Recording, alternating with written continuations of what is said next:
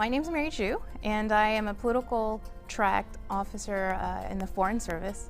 I joined the Foreign Service in 2004. I came to the department in 2001. Actually, September 11 was my second day at work, and so it made quite an impression on me.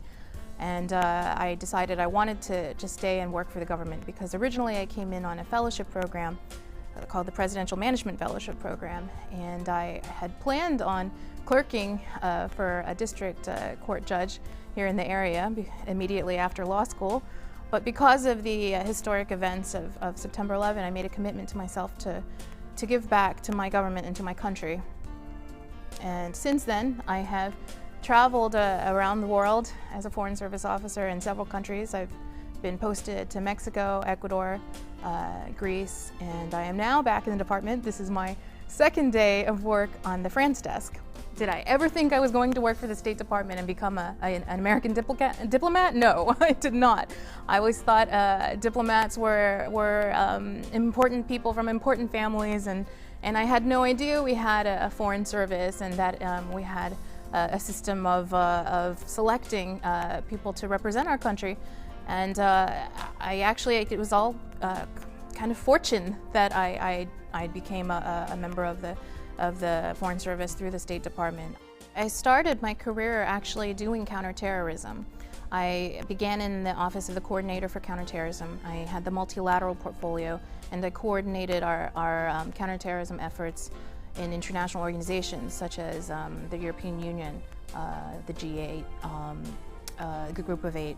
From there, I kind of made multilateral diplomacy my area of expertise.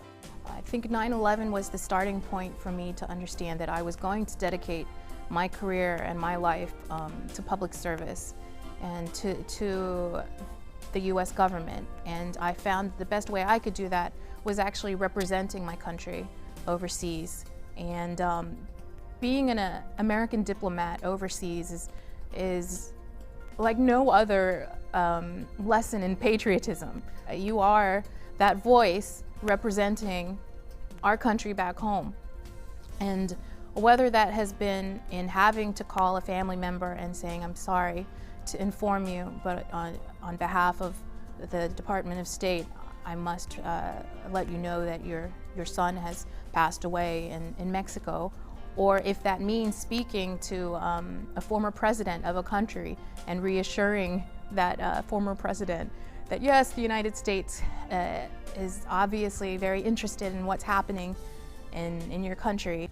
Every basic lesson for me is that I'm an American, and whoever I'm speaking with or interacting with is coming away with some sort of impression or feeling about my country.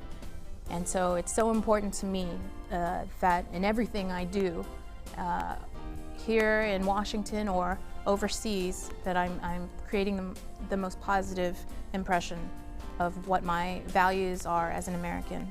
I can't do this anywhere else in terms of furthering our policy goals and doing that with other countries and being able to celebrate all of the values that our country cherishes, and it's democracy and human rights and equal treatment under the law, and for me, being an American is such an honor and a privilege, and I'm just so grateful that the bottom line is I get to share that love of my country every single day.